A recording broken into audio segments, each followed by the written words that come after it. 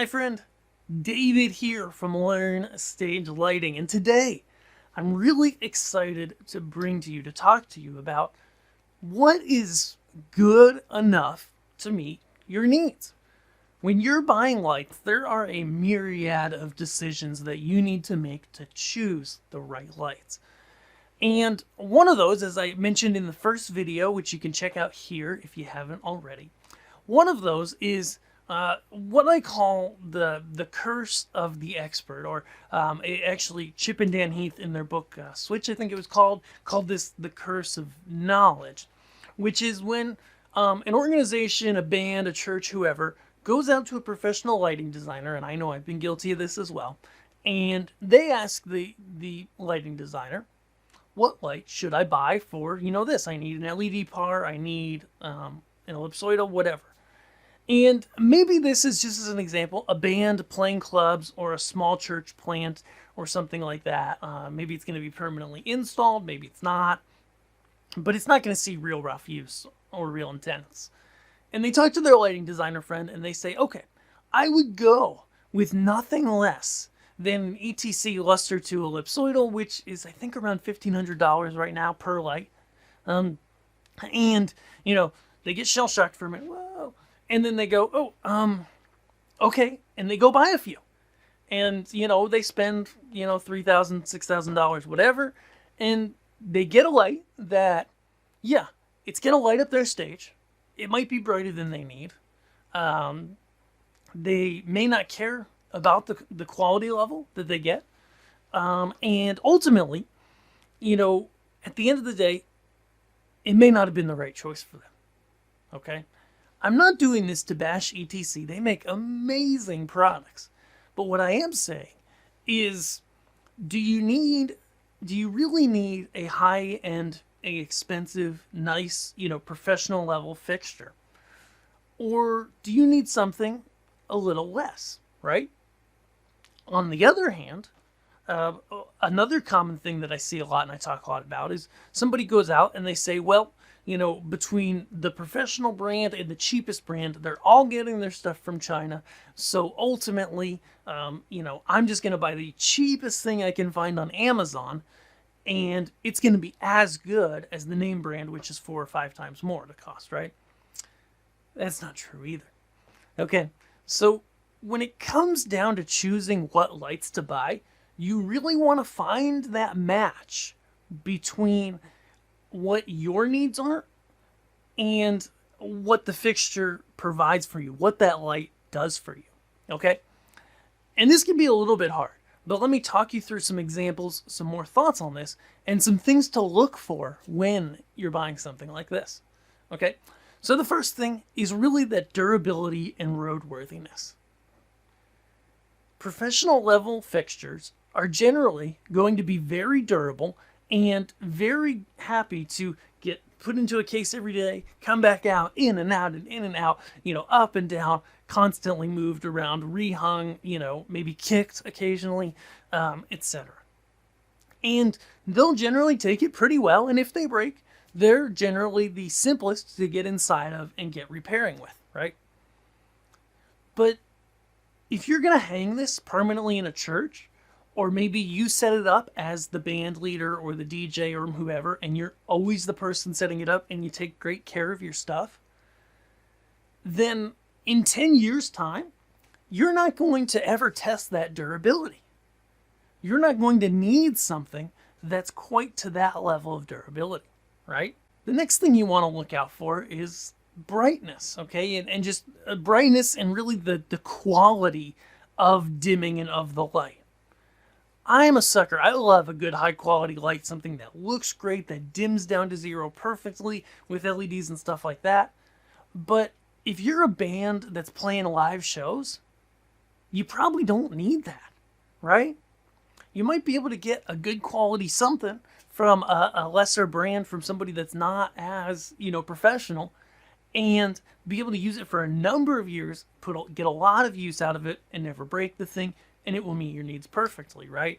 It won't be too bright, but it'll be bright enough, as Goldilocks and the Three Bears would say, just right, okay? And then the last thing we're going to look at is features, okay? Does the light have features you need, or do you not need all the features that the light has? For example, I always like a good moving light that has zoom.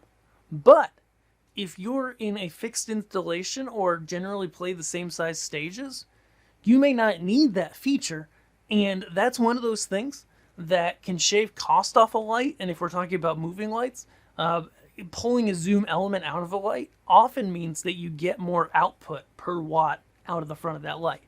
That the light's brighter because it doesn't have that extra zoom optic, which does lose light inside of there. Okay?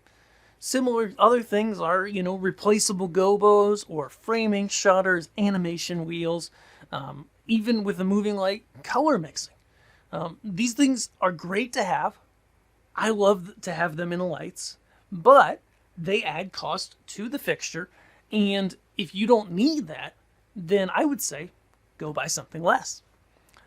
So how do you find that perfect middle ground between what's good enough, not too fancy, not too expensive, but also not too cheap? Well, I have some ground rules, and the first is that I don't recommend to people going out and buying cheap, like no-name stuff off Amazon.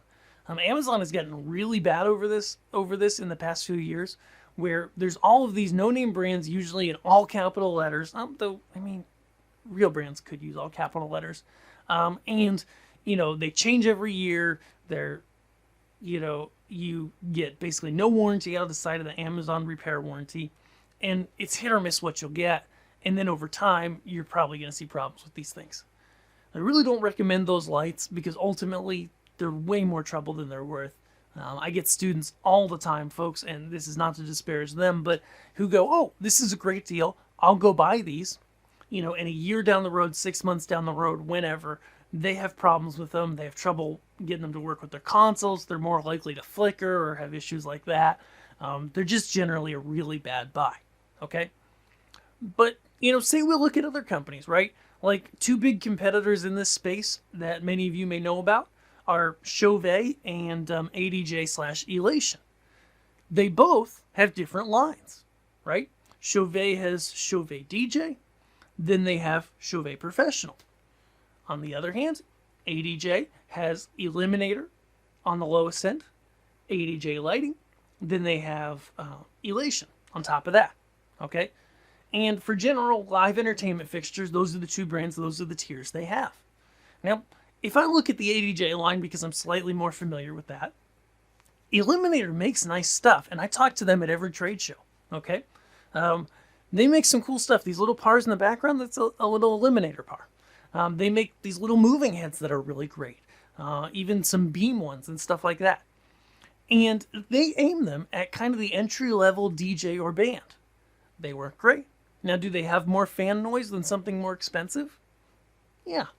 But for the price and the features, you get a really solid unit. Do you need to take care of it? Yes, you do. If you beat it around, if you drop it, things like that, you're going to break it. Okay? And don't drop lights. Even if you drop the nicest stuff, you're going to break it. But the point is that they have their place, right? They're not going to have locking power connectors, things like that. But they have their place. If we step up to the next level, which is like the ADJ or Chauvet DJ brands, this is where you start to get to kind of that mid-level tier, which for a lot of people who watch this channel, that can be a great tier. The thing to watch out for in this tier, and my friends at Gamma start at this tier too, though they have nicer stuff as well too. In this mid-range tier, you're going to find some really nice lights. You got to watch out. The biggest thing to watch out for is fan noise. If you're a church, watch out for fan noise. If you're a live band and it's going to be loud, then you might not be so worried about fan noise, right? Other than that, on a lot of these fixtures in that mid-level, you're going to see locking power connectors. You're going to see a good level of brightness. You're going to see a really good build quality on the inside and some cool features, okay? If you step up to the professional level, which is Chauvet Pro or Elation, though the top of ADJ and Elation have really, they've moved both of them up in the past few years, and Chauvet's done the same, where the top end of their DJ stuff and the bottom of their professional stuff have both moved up in quality. And my friends at Gamma, who I like as well, we'll link to all of these below. They really sit in that line where they've got some products that are geared towards the smaller and kind of the band, DJ, church, smaller venue, etc.